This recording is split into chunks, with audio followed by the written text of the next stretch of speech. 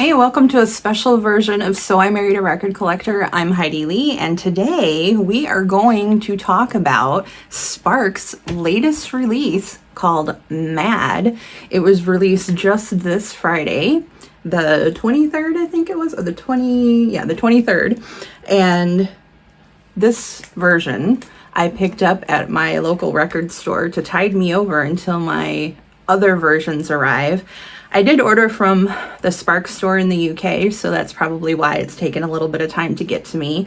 But yeah, I bought many different incarnations of this album in preparation. I've got a deluxe version coming that has the red vinyl and the CD. I've got a CD version coming from Rough Trade, I believe, which had like an autographed poster type thing or poster card. And I've got the lenticular cover version coming from Amazon. So I've got a few different versions of this album, so that can tell you how excited I am for this. This is my first time as a Sparks fan experiencing the release of a new Sparks record. So to say I was excited was an understatement. And it did not disappoint. So we're gonna go through it track by track. I'm gonna drop some samples of the songs and let's get started. So first, a little bit about Mad. Mad is Sparks' 28th studio album release. And I believe when they count the 28, that does include things like Annette and FFS all in there, because there are studio releases technically. So, wow, right? Since 1972-ish. So that's a lot. So I can see why they have a little bit of difficulty coming up with their set lists for their tours now, because you can't really get a song off of every album and have everybody be happy and hear their favorite song off of each album. So their pool of songs to pick from is getting bigger and bigger. So here is, of course, the front cover. We've got Russell and Ron there, I guess looking mad or disappointed, really, I feel like, with the graffiti cover, the hype sticker, a sonic gut punch, which I do agree with. There's the back cover, pretty simple, with the track listing on the bottom. This is, again, just the black vinyl version. I've got the more special versions coming in the mail. There we have the black vinyl, nothing too special with the packaging for this one, but we do get the lyrics of all the songs and who played. We have on bass, we got Max Whipple, guitar, Evan Weiss, guitar, Eli Pearl. Stevie Nister does play drums on the record, but he is not touring with them this year. And of course, all tracks written and produced by Ron and Russell Mael, engineered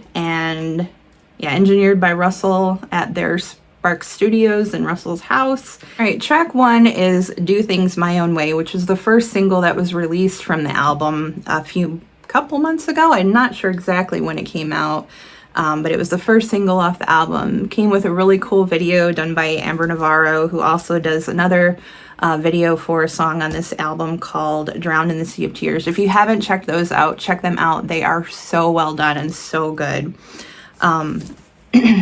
So Do Things My Own Way, pretty much what it says. You know, you're going against the grain. You're going to do things your own way.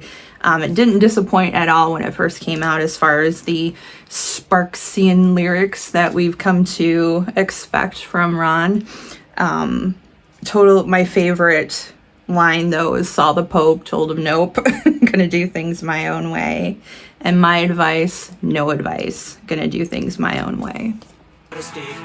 Saw the Pope, told him no, gonna do things my own way.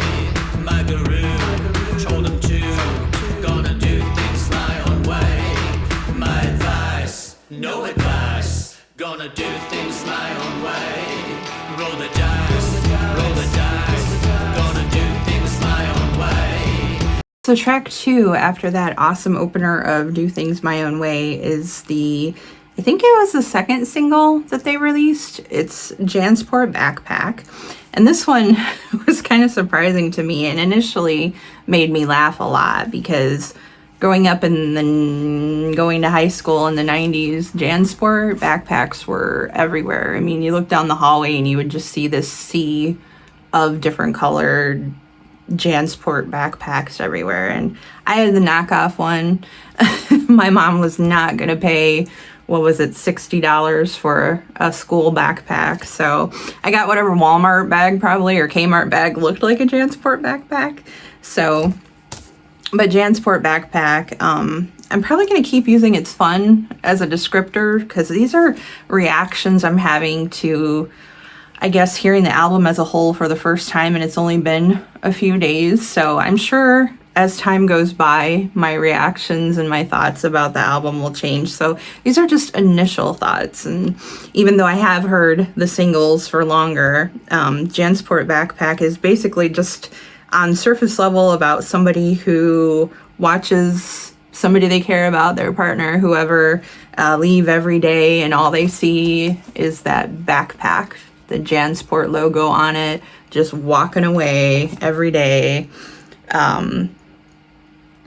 Seems like, you know, they leave in the day and then they come back at night. They still have their bag. They don't know what's in the bag. And evidently when they leave, they don't really say where they're going or what they're doing.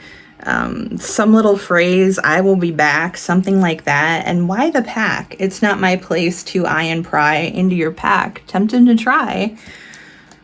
And they did release their own backpack. It's not a Jansport, but it does have the Sparks logo on it with the sign. And I do have one coming in the mail, so I'll be getting one of those soon. I start to trail, but you walk fast. All of the girls see from behind. Jansport backpack. They wear a Jansport backpack. Jansport backpack. They wear a Jansport backpack. Oh, why? I try my best every day. The third track is called Hit Me Baby, and that is the first track on the album that I hadn't already heard from the singles that have been released. And it's about somebody stuck in a incredible loop of a nightmare that they just cannot wake up from, and they're asking someone to just hit me and wake me up. And I feel like this is probably a really timely song because of the things going on in the world today.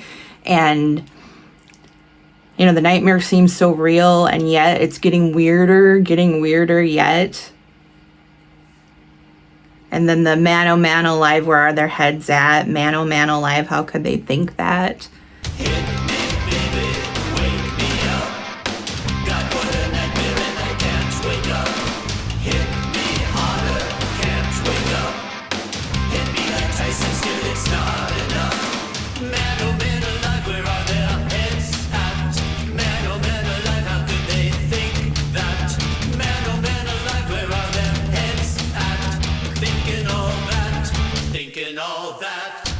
The next track is Running Up a Tab at the Hotel for the Fab.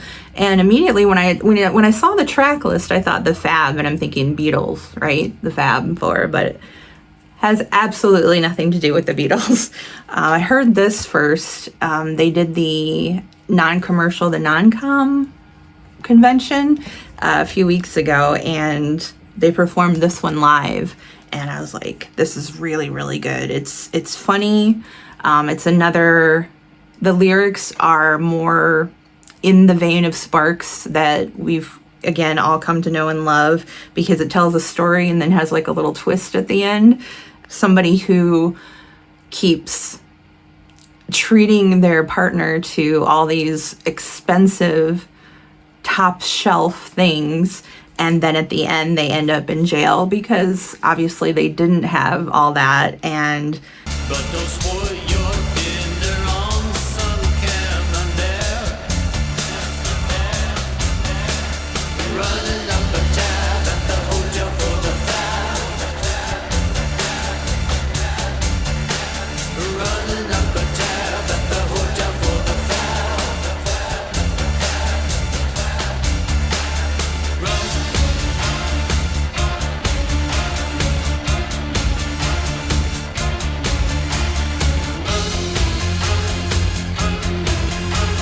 Next is the song My Devotion, and that one was another one that was released before the album as a single. It's a cute song. I'm never really a huge fan of straightforward love songs, but this one could be pretty much to anything that you really love or are devoted to. I mean, they even say so in the song. You may be devoted to your country, God, or flag. Maybe you have a passion for your hobby or your jag. Maybe you love work, although I'm puzzled why you would. Maybe it's your home team. Someday they'll be good. And I do have to say the part about got your name written on my shoe reminded me of Ron and his love for Air Jordans and Michael Jordan. So maybe it's just all about Ron's devotion to sports and things like that. My devotion to you is about all that I do. Got your name written on my shoe, and I'm thinking of getting a tattoo. My devotion to you is about all that I do. Days I do not sing this song, you still know my feeling strong. Up next is Don't Dog It, which is kind of funny. I mean, I don't know if I've heard, I guess I'm not in the with it people with the slang and everything, but dogging it was something I remember hearing years and years ago, but it's basically them saying don't dog it over and over again. And this is one I have to contemplate a little bit more to think about what it's really about. I do like the shake it thusly and you'll see the light parts. Again, trying to maybe figure out the meaning of life and then just realizing that the end is near. Don't dog it, don't dog it, don't dog it, now step away. Shake it thusly and you'll see the light. Shake it thusly on the golden path. Shake it thusly and you'll get the drift. And that's all the wisdom that I have. Self-reliance was my game, shunning all advisors. Next is In Daylight, and of all the songs on the album that I hadn't heard until I listened to the entire album, this is one of my favorites. I really love the feel of this song. It's very calming, and what I'm gathering from the lyrics is somebody who they themselves don't think that they look very nice, but yet they have a chance when it's dark, and that they saw somebody that looked great in daylight. Like they didn't need the night to pull a trick of the light, and how impressive that they found this person that looked great in the daylight.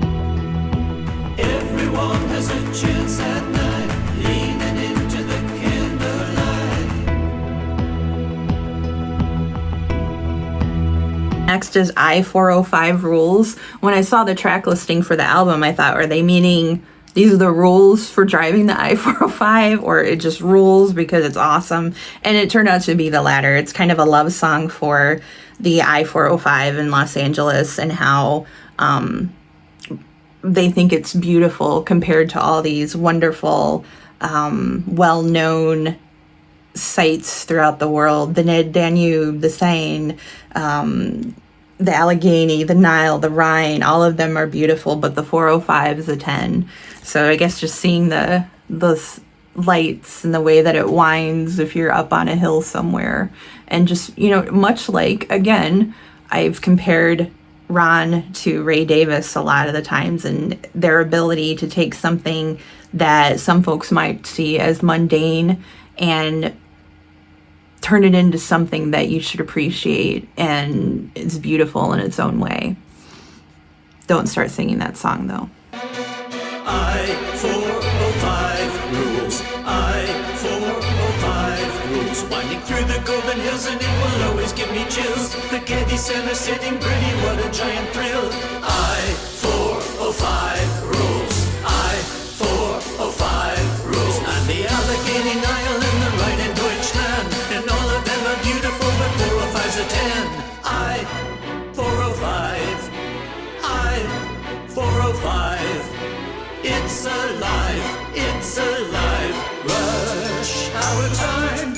Still, it's alive. And a perfect segue into the next song, A Long Red Light.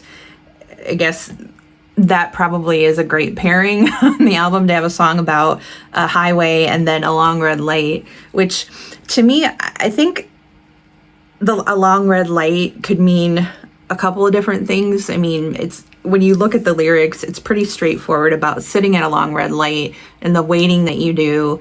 And then it could also mean a long red light as in something in your life that's stopping you from moving on to the next thing. So it could be a little bit deeper than just the surface level song about a red light.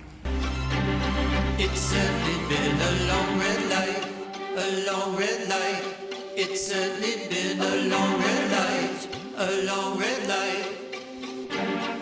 Wait, wait, wait. A long red light. Up next is another single that was released before the album came out, Drown in a Sea of Tears. Also has, like I mentioned before, a really cool music video. This is really up there for me right now as my favorite tracks from the album.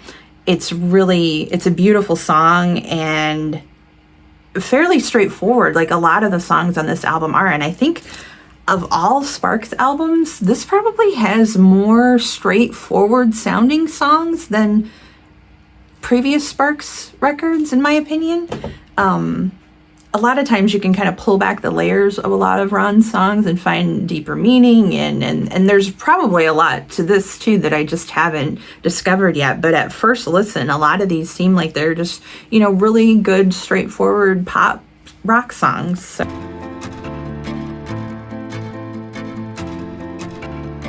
We'd go to parties and we'd laugh with our friends.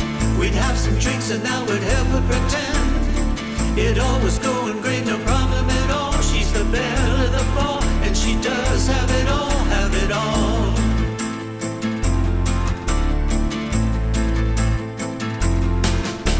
Drown in a sea of tears. Almost saved her, I was so very near. Drown in a sea of tears. Though I tried, I couldn't ease all her fears. Next is a little bit of light banter, which was the final single that was released from the album before the whole album was released. It's just another cute, kind of fun song about, we leave all the heavy things for the daytime, but right before we go to bed, we say all the light, common things that don't really put you to sleep in a heavy mood or anything. You talk about the light things before you go right to sleep. It's a little bit like banter, and then we say goodnight. Just a little bit like banter, and then we turn off the light. Just a little bit like banter, we're so in harmony that speaking in light banter, it comes to us easily. The neighbors are really nosy. What's going on in there? It's none of their damn business. Our attitude, laissez-faire. There's comfort in always knowing the day will turn to night. And a little bit like banter, and then we turn off the light.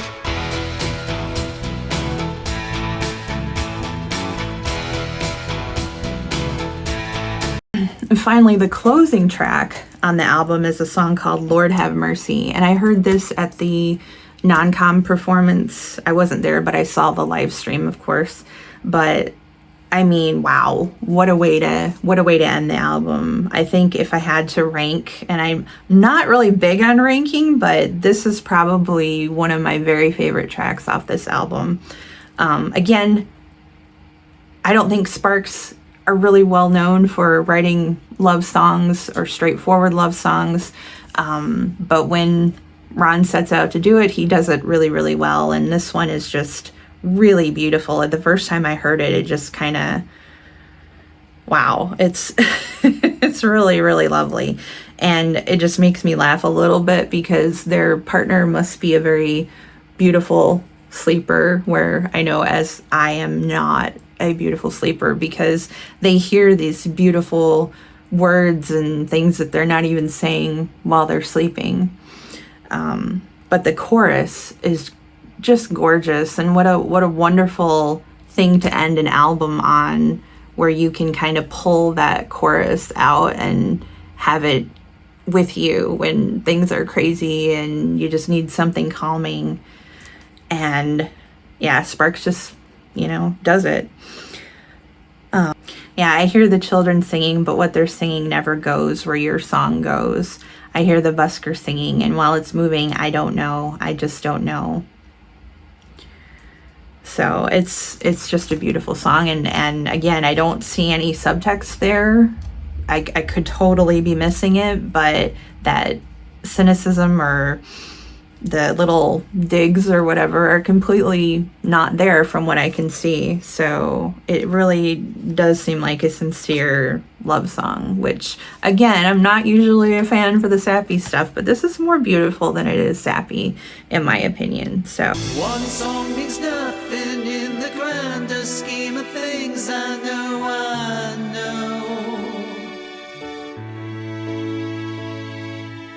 Still as you softly sing each night, without you knowing, my tears flow. Lord have mercy, come angry seas, blow gentle breezes toward you and me. Lord have mercy, dry all our tears, save us, dear Lord, from prophets of fear. Lord have mercy, come angry seas, blow gentle breezes toward you and me. Lord have mercy, come angry seas, save us, dear Lord, from darkness of fear and jealousy. Come angry seas, blow gentle breezes toward you and me. all right, so that was the whole of Mad. They've done it again. It's fantastic. I mean, if you're a Sparks fan, this should make you very, very happy. And I hope it does make you as happy as I am to get this and to hear it and to be just really grateful that they're still putting out such high quality, wonderful music that we can keep enjoying. I mean, we not only have this massive back catalog of songs, but that they're caring enough to still put out great stuff. And I know they say they do it for themselves, and if someone else likes it, great, but I feel fortunate to be amongst the people who really love them and appreciate and really enjoy their new stuff as well as I love this Kimono My House or any Number One in Heaven. It's all a part of their catalog and it fits well, I think. I have read some criticisms and, that's totally fine. It's not everybody's cup of tea, and that's totally okay. That's what makes music. There's something for everyone. But I think that if you're a Sparks fan, you're going to love this. If you're not a Sparks fan, this is really, to me, one of their most accessible albums. So if you've never heard Sparks before or curious about them, you could pick this album up and totally be able to enter the whole world of Sparks and find what you like. So I give it 4.5 stars out of 5. I love it. I'm sure that, like I said, there's going to be things that come to mind as I listen to it more and more.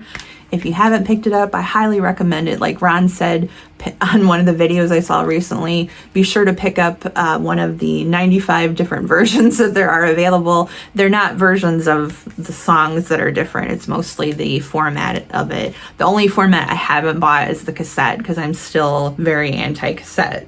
I lived through that era and I don't want to go back. So anyway, here, Sparks' 28th studio album, Mad.